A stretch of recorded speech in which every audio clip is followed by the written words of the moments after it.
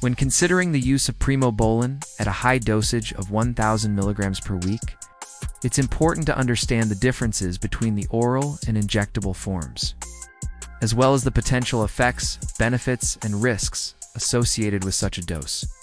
Primobolan, also known as methanolone, is an anabolic steroid that is often praised for its mild nature and lower risk of side effects compared to more potent steroids like trenbolone or dianabol. Both forms share the same active compound, methanolone, but differ in their delivery methods, half-lives, and metabolic processing. The oral form has a shorter half-life, requiring more frequent dosing, while the injectable form has a longer half-life, allowing for less frequent administration. Typically, Primobolan is used at moderate doses.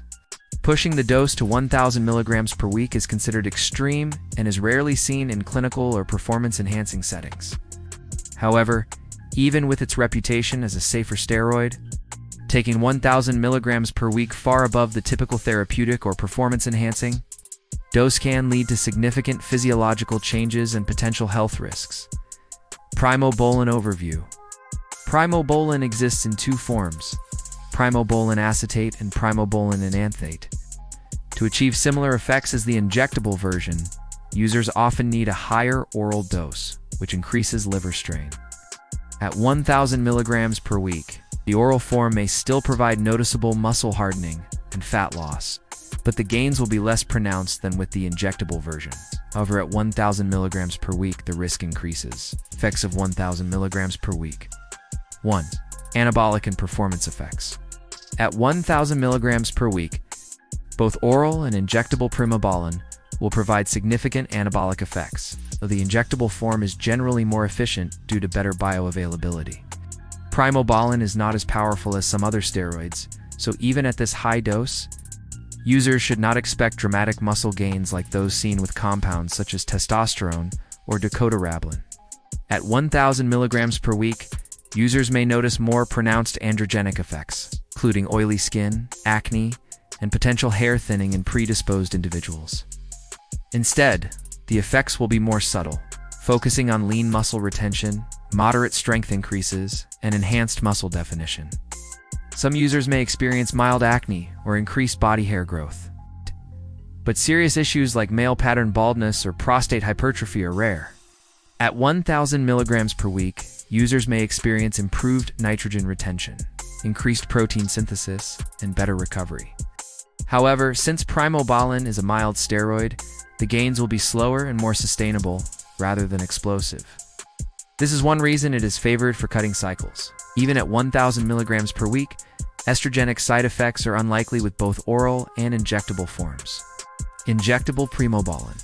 Long-term use at 1,000 mg per week could still stress the liver due to its eventual processing, but the risk is significantly lower than with oral steroids. Due to its slow release, ester injectable Primobolan provides stable blood levels, leading to consistent muscle-building effects. At 1,000 mg per week, both oral and injectable forms can suppress HDL and increase LDL, oral Primobolan.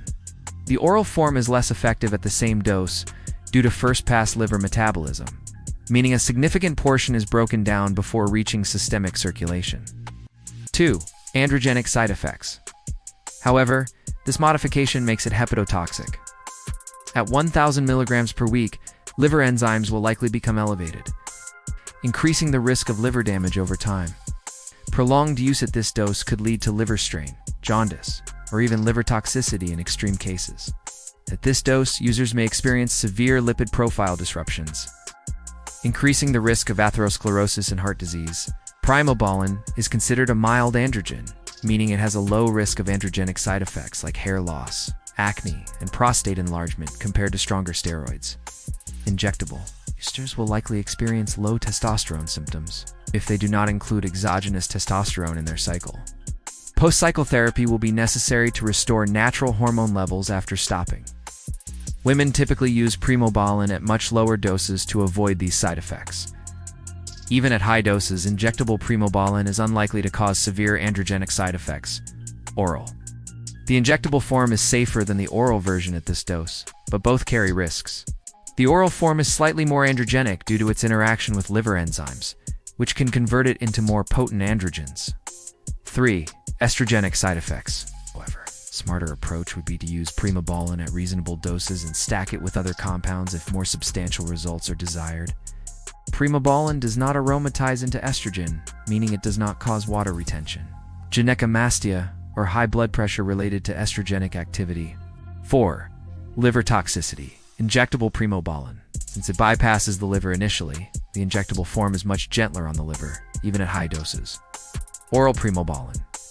The oral form is a C17-alpha alkylated steroid, which allows it to survive liver metabolism and enter the bloodstream.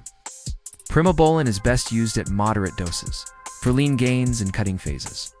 At 1,000 mg per week, the diminishing returns and increased health risks make it an impractical and potentially dangerous choice. 5. Cardiovascular and cholesterol impact.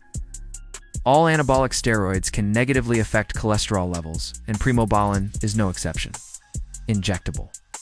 The impact on cholesterol is dose-dependent, and 1,000 mg per week will likely cause significant suppression of HDL, increasing cardiovascular risk over time. Oral. The oral form is worse for cholesterol due to its liver interaction. 6. Testosterone suppression. Primobolan suppresses natural testosterone production, and at 1,000 mg per week, this suppression will be significant. 7. Virilization in women.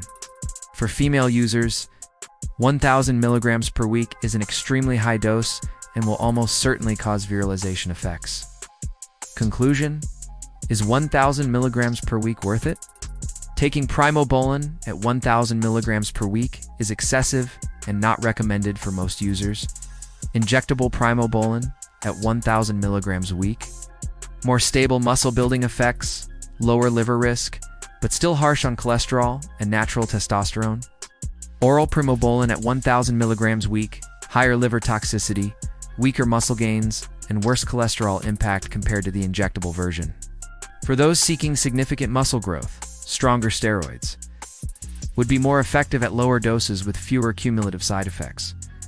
If considering such a high dose, medical supervision, regular blood work, and proper post-cycle therapy are essential to mitigate risks.